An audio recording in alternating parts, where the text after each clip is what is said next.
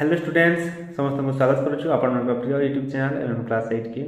तो आज आम देखो तुम साहित्यिका बहिर आहुति एकांकिका तार प्रश्न उत्तर आम आलोचना करमा। तो पिला माने जदि चैनल सब्सक्राइब नहीं करबार ताले सब्सक्राइब कर रख। तो जिमा 1 नंबर निके पहला कहि देखो आस कथावार्ता हेबा। क नंबर कहि बापांको फोटो को दांड घरे काहेकि टंगा हैला। तो यार कारणटा काण रही देख पिले बापा सबुले दांड घर बा बैठक खाना बसी रोते से बापा फोटो को दांड घरे टंगा होता। ख नंबर रही चंचला झील बाहागर व्यस्त होते कहीं निजर झी मान ब्याह करवार लगे कहीं से व्यस्त हो पड़ते से लिखमा।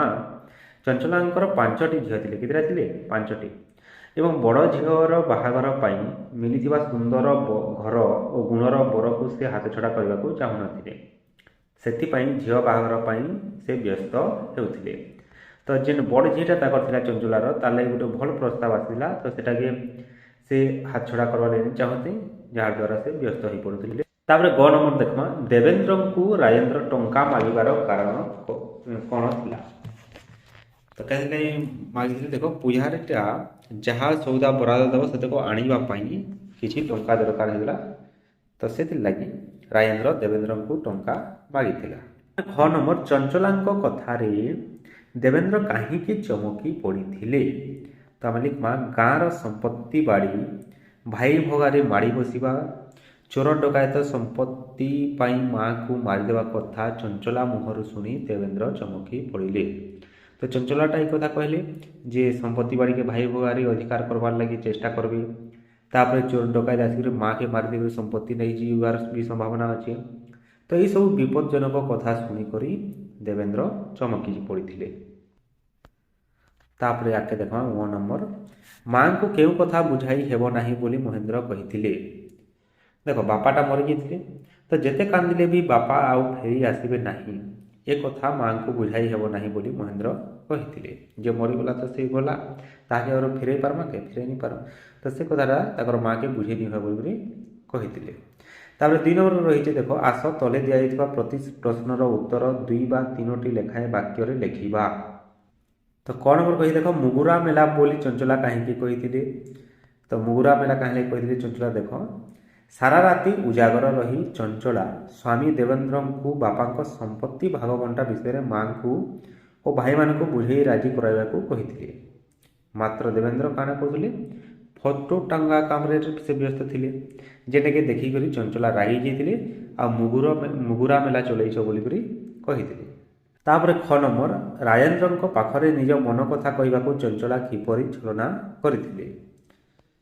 तो लिखमा से चतुरतार सहित राजेंद्र को कही जे फैक्ट्री करने टंका जोगाड़ करवा दरकार के राजेंद्रटा फैक्ट्री खोलबी बोलते। तो से फैक्ट्री करवार लगे पैसा दरकार संपत्ति बंटा होगले से आवश्यक टंका राजेंद्र पाइपर बोली चंचला कहते। तो जदि आमर संपत्तिटा भाग बंटा होगा ताले फैक्ट्री करवार लगे जो पैसाटा पे बोली से कही। तापर ग नंबर भाई भाग संपर्क देवेंद्र कौन कही। तो देवेंद्र क्या बोले देवेंद्र कही ये पुराणा खानदानी घर सहित खंजाटी को महेंद्र नेब आइन पोखरी सहित तोटाटा रही से राजेंद्र नेब आ तृतीय कथा थिला चाष जमी तक जी रही से सब देवेंद्र निजे नेबे। इस कथा से देवेंद्र कही। तापर घ नंबर देवेंद्र को माँ कौन कही क्या बोलते भाई माने बापा संपत्ति बांट कला बेले भौणी कुनी कथा को विचार करने देवेंद्र को माँ कही। तो तुम जो भौणीटा अच्छे कुनी ताके भी भाग देवाटा नहीं भूलब बोली देवेंद्र को कही कि ताकर माँ। तापर 1 नंबर माँ को पाखरे रखा कुनी मना कले कहीं। तो देख पु मैंने 3-3टा अच्छन तापर जदि माँटा झील घरे रहिले लोक निंदा हेवा बोलिक कुनी मना करते। तो से आम लिखमा। तापर 3 नंबर रही तले दि जाइए वाक्य को सरल भाषा में बुझाई लेख अर्थात सरलार्थ लिखमा। पहला देखिए देख क एते सुंदर घर एड़े गुणर बर को छाड़ीदे तुम झीर कपाल तो फिटबनी हेले जरूर फाटब मु कही रखुची हाँ। तो लिखमा आम आलोच्य उक्ति कार्तिक चंद्र रथ आहुति एकांकिकार आसी एठारे नाट्यकार बड़ बहु चंचला चरित्र माध्यम ସ୍ୱାର୍ଥବାଦୀ ନାରୀର ସଂକୀର୍ଣ୍ଣ ଭାବନାକୁ ଦେଖାଇଛନ୍ତି। ତ ନାରୀମାନେ ନିଜର ସ୍ୱାର୍ଥକେ ହାସଲ କରବାର୍ ଲାଗି କେତେ ତଲକେ ଖସି ଯାଇ ପାରସନ୍ ସେଟା ଚଞ୍ଚଳା ଚରିତ୍ର ମାଧ୍ୟମରେ ନାଟ୍ୟକାରଟା ଦର୍ଶାଇଛନ୍। ବଡ଼ ବୋହୂ ଚଞ୍ଚଳା ଥିଲେ ସଂକୀର୍ଣ୍ଣ ମନା। ଶ୍ୱଶୁରଙ୍କ ଶୁଦ୍ଧିକ୍ରିୟା ସମୟରେ ମଧ୍ୟ ସେ ନିଜ ସ୍ୱାର୍ଥ କଥା ଚିନ୍ତା କରିଛନ୍ତି। ଦେଖ ଯେତେବେଳେ ଜଣେ ମରିଯାଇଥିଲେ ସବେ ତ ଦୁଃଖ ମନା ହେଇକରି ଥିବେ, କିନ୍ତୁ ସେ ସମୟରେ ମଧ୍ୟ ଚଞ୍ଚଳା ଗୋଟେ ଚରିତ୍ର ଯିଏକି ନିଜର ସ୍ୱାର୍ଥ ହାସଲ କରବାର୍ ଲାଗି ଚେଷ୍ଟା କରିଥିଲେ। ଭାଇ ଭାଗ ନେଇ ନିଜର ଝିଅ ବାହାଘର କରିବା କଥା ସେ ବିଚାର କରିଛନ୍ତି। ବଡ଼ ଝିଅର ବାହାଘର ପାଇଁ ସୁନ୍ଦର ଘର ଓ ଗୁଣର ବର ମିଳିଛି। ବିଳମ୍ବ ହେଲେ ହୁଏତ ସେହି ପ୍ରସ୍ତାବ ହାତଛଡ଼ା ହୋଇଯିବ ବୋଲି ସେ ଆଶଙ୍କା କରିଛନ୍ତି। ସେଠାରେ ଝିଅ ବାହାଘର ନ କଲେ ଝିଅର କପାଳ ଫାଟିବ ବୋଲି କହିଛନ୍ତି। କାରଣ ଏତେ ସୁନ୍ଦର ଘର ଓ ଗୁଣର ବର ସେ ଆଉ ପାଇବେ ନାହିଁ। ଏଭଳି ଆଶଙ୍କା କରି ଚଞ୍ଚଳା ବ୍ୟସ୍ତ ହୋଇଛନ୍ତି ଓ ଦେବେନ୍ଦ୍ରଙ୍କୁ ବୁଝାଇବାକୁ ଚେଷ୍ଟା କରିଛନ୍ତି। ତ ୟାରେ ଆମେ ବୁଝିପାରମା ଯେ ଚଞ୍ଚଳା ଶ୍ୱଶୁରର ଶୁଦ୍ଧିକ୍ରିୟା କରବାର ବଦଳରେ ତାଙ୍କର ମନେ ଚିନ୍ତା ଚାଲିଛି ନିଜର ଝିଅର ବାହାଘର କେନ୍ତା କରି କରାବେ। ତ କେତେ ସ୍ୱାର୍ଥପର ଚିନ୍ତାଧାରା ତାଙ୍କର ମୁଡ଼େ ଖେଳୁଥିଲା ସେ ଜିନିଷଟା ଲେଖକ ଇନ ବର୍ଣ୍ଣନା କରିଛନ୍। ତାପରେ ଖ ନମ୍ବର ରହିଛି ଆଜିଠୁ ସେ ସବୁ ଝାମେଲା ତୁଟେଇ ନଦେଲେ ତୁମର ଏଇ ଯେଉଁ ଭାଇନା ଛାଡ଼। ତ ଏଟା ବି ଚଞ୍ଚଳା କହିଛନ୍। ଇ କଥା ବି ଚଞ୍ଚଳା ହିଁ କହିଛନ୍। ତ ଆମେ লিখমা ଆଲୋଚ୍ୟ ଉକ୍ତିଟି କାର୍ତ୍ତିକ ଚନ୍ଦ୍ର ରଥଙ୍କ ଆହୁତି ଏକାଙ୍କିକାରୁ ଆସିଅଛି। ଏଠାରେ ନାଟ୍ୟକାର ବଡ଼ ବୋହୂ ଚଞ୍ଚଳା ଚରିତ୍ର ମାଧ୍ୟମରେ ସୁବିଧାବାଦୀ ନାରୀର ଚତୁରୀ କଥାକୁ ସୁନ୍ଦର ଭାବରେ ଉପସ୍ଥାପନ କରିଛନ୍ତି। ତ କଥା କଥାରେ କେନ୍ଦାରି ସେ ଭୁଲକେଇ କରି ତାଙ୍କର ସ୍ୱାର୍ଥ ହାସଲ କରିବେ ସେ କଥାଟା ବହୁତ ଭଲ ଭାବେ ଜାଣିଥିଲେ ଚଞ୍ଚଳା। ଆଉ ସେଟା ଚଞ୍ଚଳାର କ୍ୟାରେକ୍ଟର ମାଧ୍ୟମରେ ଗୋଟେ ବୋହୂ କେନ୍ଦାରି ଘର ଭାଙ୍ଗି ପାରସି ସେ କଥାକେ ବି ଲେଖକ ଦେଖାବାର୍ ଲାଗି ଚେଷ୍ଟା କରିଛନ୍। ତ লিখমা ବଡ଼ ବୋହୂ ଚଞ୍ଚଳା ଶ୍ୱଶୁରଙ୍କ ଦଶାହ କର୍ମକୁ ଆସି ନିଜର ସ୍ୱାର୍ଥ ହାସଲ କରିବାକୁ ଚାହିଁଛି। ସେ ପ୍ରଥମେ ନିଜର ସ୍ୱାମୀ ଦେବେନ୍ଦ୍ରଙ୍କୁ ରାତି ସାରା ଭାଇ ଭାଗ କଥା ବୁଝାଇ କହିଛି। ପହିଲା ନିଜର ସ୍ୱାମୀକୁ କହିଛି। ତାପରେ ଚଞ୍ଚଳା ନିଜ ଦିଅର ରାଜେନ୍ଦ୍ରଙ୍କୁ ବୁଝାଇବାକୁ ଚାହିଁଛି। କାଳେ ବାପାଙ୍କର ଧନ ସମ୍ପତ୍ତି ଚୋରି ବା ଡକାୟତି ହୋଇଯିବ ସେ ସମ୍ବନ୍ଧରେ ମଧ୍ୟ ବୁଝାଇ କହିଛି। ରାଜେନ୍ଦ୍ରଙ୍କୁ ବୁଝାଇ ଚଞ୍ଚଳା କହିଛି ଏବେଠୁ ଭାଗ ନ କଲେ ପଛେ ଝମେଲା ରହିବ। ତାଙ୍କର ଭାଇ ଦେବେନ୍ଦ୍ର ଏସବୁ କରିପାରିବେ ନାହିଁ।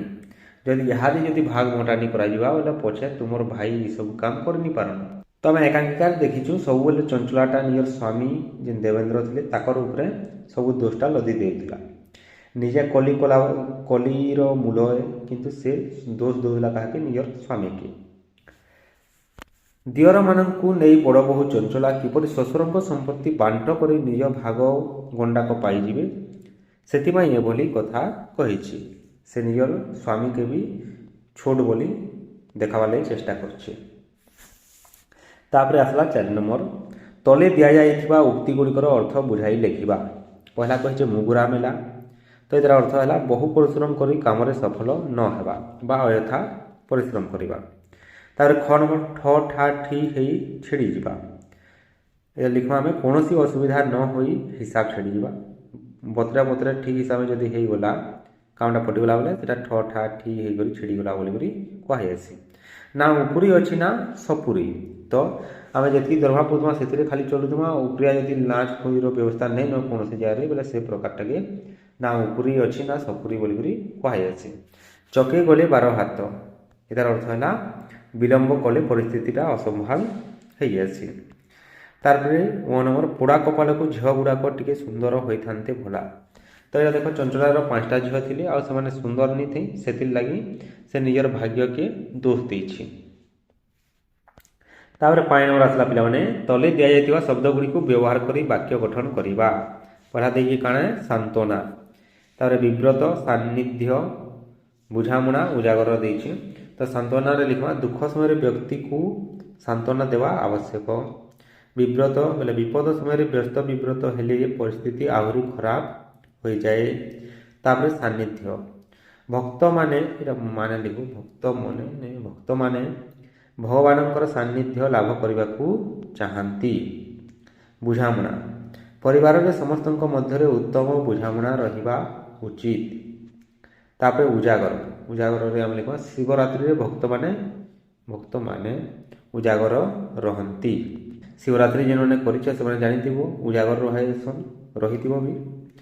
ତାପରେ 6 ନମ୍ବର ଦେଖ ଆସ। ତଳେ ଦିଆଯାଇଥିବା ଶବ୍ଦ ଗୁଡ଼ିକୁ ନେଇ ଗୋଟିଏ ଅନୁଚ୍ଛେଦ ଲେଖିବା। ବାଟ ଖର୍ଚ୍ଚ, ତୀର୍ଥ, ଯୋଗାଡ଼ ଯନ୍ତ୍ର, ଥଇଥାନ, ସମ୍ପାଦନ, ଅର୍ଚ୍ଚନା, ବରାଦ ଏସବୁ ଦେଇଛି। ଆଉ ଏଇଟା ନେଇକରି ଆମେ ଗୋଟେ ଅନୁଚ୍ଛେଦ ବା ପାରାଗ୍ରାଫ ଲେଖମା।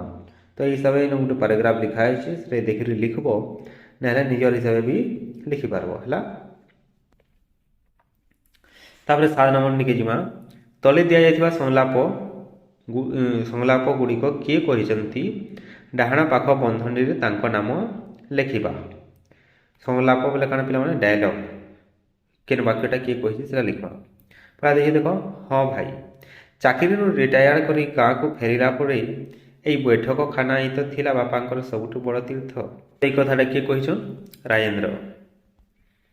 ତାର ଖଣମର ବାପା ଗଲା ଦିନଠୁ ମାଆର ଅବସ୍ଥା ତ ଦେଖୁଛ, 5 ଦିନ ହୋଇଗଲା, ପାଣି ଟୋପାଏ ବି ମୁହଁରେ ଦଉନି। ତ ଏଇ କଥାଟା କିଏ କହିছে? ଦେବେନ୍ଦ୍ର କହିছে। ତାର ଗ ନମ୍ବର, ହଁ ଆଜି ବସି ସବୁ ଭାବିଲା ବେଳକୁ ବହୁତ ଡେରି ହୋଇଗଲାଣି। ଏ କଥାଟା କିଏ କହିଥିଲେ? ମା କହିଛନ୍। ତାପରେ ଘ ନମ୍ବର, ବାପା ତମର ଯେ କେବେଠୁ ତାଙ୍କର ସ୍ୱ ଅର୍ଜିତ ସମସ୍ତ ସମ୍ପତ୍ତିକୁ ଏକା ତୁମ ମାଙ୍କ ନାଁରେ ୱିଲ୍ କରି ଦେଇ ଯାଇଛନ୍ତି। ଏ କଥାଟା କିଏ କହିଥିଲେ? ଓକିଲ ମହାଶୟ କହିଥିଲେ। ତାପରେ 9 ନମ୍ବର, ଯଦି ଏଇଟା ସମ୍ଭବ ହୁଅନ୍ତା ତାହେଲେ ତ ସବୁଠୁ ବେଶୀ ଖୁସି ମୁଁ ହୁଅନ୍ତି। ଏଇଟା କିଏ କହିଥିଲା? କୁନି କହିଥିଲା। ଠିକ ଅଛି। ତାପରେ ରହିଛି 8 ନମ୍ବର, ତଳେ ଦିଆଯାଇଥିବା ଅନୁଚ୍ଛେଦଟିକୁ ପଢ଼ି ତା ପାଇଁ କେତେ ଗୁଡ଼ିଏ ପ୍ରଶ୍ନ ତିଆରି କରିବା। ତ ଏଇନେ ଦେଖ ଗୋଟେ ଲମ୍ବା ଅନୁଚ୍ଛେଦଟେ ଦେଇଛି, ଆଉ ସେଟାକେ ନେଇକରି ଆମେ ପ୍ରଶ୍ନ ତିଆରି କର୍ମା। ତ ଦେଖ ଏଇଟା କେତେଟା ପ୍ରଶ୍ନ ଦିଆହେଇଛି। ସ୍ୱାମୀ ସ୍ତ୍ରୀ ଦୁହେଁ କିପରି ରହୁଥିଲେ? ସ୍ୱାମୀ ସ୍ତ୍ରୀ ଦୁଇ ଜଣ କେଉଁ କାମ ନେଇ ବ୍ୟସ୍ତ ଓ ବିବ୍ରତ? ସେମାନଙ୍କୁ କାହିଁକି ଫୁର୍ସତ ମିଳୁନଥିଲା? ସେମାନେ କାହିଁକି ମାଆର ଦେଖାଶୁଣା କରିପାରିବେ ନାହିଁ? ଏସବୁ ଆମେ ପ୍ରଶ୍ନ ତିଆରି କର୍ମା। ତୁମେ ବି ନିଜର ହିସାବରେ ପ୍ରଶ୍ନ ତିଆରି କରିପାରବ। ଯଦି ନିଜେ ତିଆରି କରୁଛ ସେଟା ବି ଲେଖିବ। ଠିକ ଅଛି। ତାପରେ 9 ନମ୍ବର ଦେଇଛି, ହରବର ପରି ଆଉ 5ଟି ଶବ୍ଦ ଲେଖିବା। ତ ଲେଖିମା ଗପ ସପ, ମୋଟା ସୋଟା, ବନ୍ଧା ଛନ୍ଦା, ଥର ହର, ଗଡ଼ ବଡ଼ ଏସବୁ ଆମେ ଲେଖିପାରମା। ତାପରେ 10 ନମ୍ବର, ଭୁଲ ଥିବା ଶବ୍ଦକୁ ବାଛି ତା ପାଖରେ ଠିକ କରି ଲେଖିବା। ଦେଖ ବୈରୀ ହର୍ଷଇ ଅଛି ରରେ, ଏଇଟା ଦୀର୍ଘ ଇଏ ହେବା। ଅର୍ଥନୀତି ଏଇଟା ଭୁଲ ହେ, ଏଇଟା ଠିକ ଅଛି। ବହୁ ଇ ପ୍ରକାର ହେବା। ଜାଗାଟା ଇ ପ୍ରକାର। ସିନ୍ଦୁର ବୋଲେ ଦୀର୍ଘ ଲାଗବା। ତାପରେ ପୂଜାରୀଟା ଇ ପ୍ରକାର ହେବା। ତାପରେ ପୁରା ଦେଖ ଦୀର୍ଘ ଲାଗବା ପରେ। ତାପରେ ମୁହୂର୍ତ୍ତ ଏଇଟା ଭୁଲ ରହିଛି, ଇ ପ୍ରକାର ହେବା। ପ୍ରସ୍ତାବ ନେସେ, ପ୍ରସ୍ତାବ ହେସି ପିଲାମାନେ। ପ୍ରଶଂସାରେ ମଝିଟା ଯେନ୍ ଦନ୍ତ୍ୟସ ରହିଛି ସେଟା ତାଲବ୍ୟସ ହେବା। ତ ଏଥି ରହିଛି ପିଲାମାନେ ପ୍ରଶ୍ନର ଉତ୍ତରଟା। ଠିକ ଅଛି। ଚ୍ୟାନେଲକେ ଯଦି ସବସ୍କ୍ରାଇବ୍ ନି କରବାର ତାହେଲେ ପିଲାମାନେ ସବସ୍କ୍ରାଇବ୍ କରିକି ରଖବ, ଆଉ ଆମର ସାଙ୍ଗେ ଯୋଡ଼ି ହେଇକି ରହିବ। ଠିକ ଅଛି ପିଲାମାନେ, ଧନ୍ୟବାଦ।